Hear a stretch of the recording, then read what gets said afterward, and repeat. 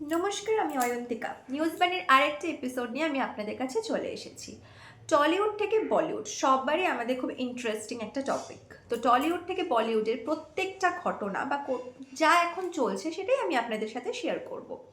এখন recently Facebook, Instagram, Twitter যেটাই আমরা খুলছি, রাজপাল ইয়াদবকে নিয়ে একটা চর্চিত ঘটনা চলছে, যেটা সকলেরই আমাদের মনে হয় জানা, কম বেশি আমরা সকলেই জানি, আবার অনেকে নাও জানে, অনেকে বুঝতে পারছে না ঘটনাটা কি ঘটেছে। চলুন আপনাদের সাথে এটা আমি আজকে শেয়ার করি। রাজপাল ইয়াদব 2009 সালে একটা প্রাইভেট সংস্থা থেকে কিছু টাকা ঋণ নিয়েছিল। সেটার অ্যামাউন্টটা অনেকটা বড়, এখনো পর্যন্ত অ্যামাউন্টটা আমরা এক্স্যাক্টলি জানতে পারিনি।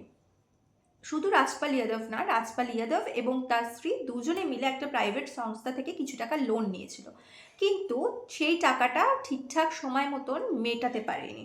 সেই টাকাটার অ্যামাউন্টটা 2026-এ এসে দাঁড়িয়েছে অনেক টাকা, 9 কোটি টাকার মতন।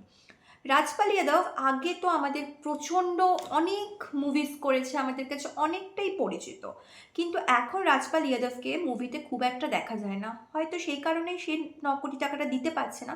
সুদে আসলে সেটার অ্যামাউন্ট হয়ে দাঁড়িয়েছে 9 কোটি টাকা। তো রাজপাল ইয়াদব এবং তার স্ত্রী তিহার জেলে গিয়ে সেইটা আত্মসমর্পণ করেন, মানে স্যারেন্ডার জানায় যে আমি টাকাটা দিতে পারছি না। এবং সেখান থেকে তিহার জেলে এখন রাজপাল ইয়াদবের অনেক মানে দুঃখে বা অনেক প্রবলেমে দিন কাটছে।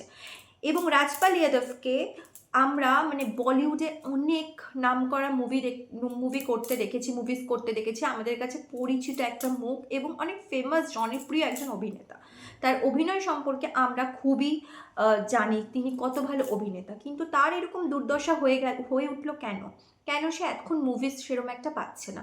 আমাদের খুব চলচ্চিত্র মানে খুব ফেমাস আমাদের মুভিজ উনি করেছেন, যেরকম হেরাফেরি, চুপ চুপকে, আরও অনেক মুভি যেরকম হালচাল, ভুল ভুলাইয়ার মতন আমাদের এত ফেমাস মুভি উনি করেছেন। তো আমাদের সেখান থেকে আমরা জানতে পারি রাজপাল ইয়াদবের এরকম ফেমাস একজন মানুষের কেন এরকম পরিণতি হলো, সেটা আমরা বুঝতে পারছি না। লাস্ট আমরা কিছুদিন আগে ভুলভুলাইয়া 2 or 3 কিছু একটা মুভিজেও আমরা দেখতে পেরেছি রাজপাল ইয়াদবকে। সো সেখান থেকে রাজপাল ইয়াদবের এরকম দুর্নীতি মানে এরকম কষ্টের কথা মানে অনেকেই জানতে পারছে, তো বলিউডে তো পুরো ছড়িয়ে গেছে, সেই জন্য বলিউডের কিছু জনপ্রিয় অভিনেত্রী তাকে সাহায্য করেছেন, যেরকম সলমান খান, সোনু সুদ থেকে শুরু করে আরও অনেক অভিনেতা রাজপাল ইয়াদবকে মানে সাহায্যের হাত বাড়িয়ে তুলেছে।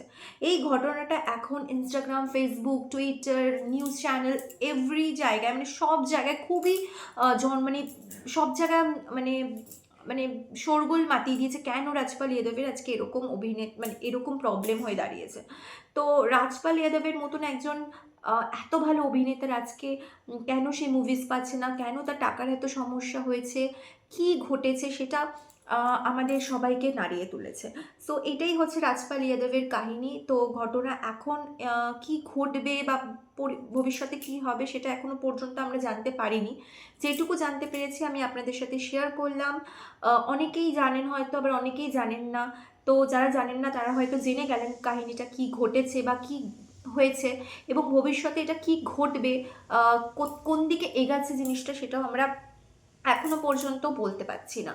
তো এটাই হলো আজকে আমাদের রাজপাল ইয়াদবকে নিয়ে একটা ছোট্ট নিউজ, যেটা আমাদের খুবই খারাপ লাগছে যে এত বড় একজন অভিনেতা, এত বড় মাপের একজন অভিনেতা কোথা থেকে কোথায় চলে গেল, সেটাই আমাদের কাছে খুবই একটা মানে কষ্টে দাঁড়িয়েছে। কারণ আমারও পার্সোনালি রাজপাল ইয়াদবকে খুব ভালো লাগতো।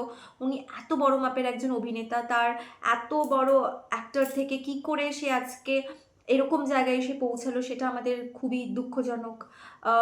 কেন তিনি মুভিজ পাচ্ছে না, অনেক কিছু প্রশ্ন আমাদের কাছে আসছে, কেন মুভিজ পাচ্ছে না? একটা সময় এত বড় বড় মুভিজ করেছে, এত কিছু করেছে, কেন তিনি এখন লাইক পাচ্ছে না, মুভিজ পাচ্ছে না কেন? তার এত টাকার প্রবলেম হচ্ছে, কেন তিনি লোন নিয়েছিলেন? অনেক অনেক অনেক প্রশ্ন আছে। তো এত প্রশ্নের উত্তর আমাদের কাছে এখনও পর্যন্ত এসে পৌঁছায়নি।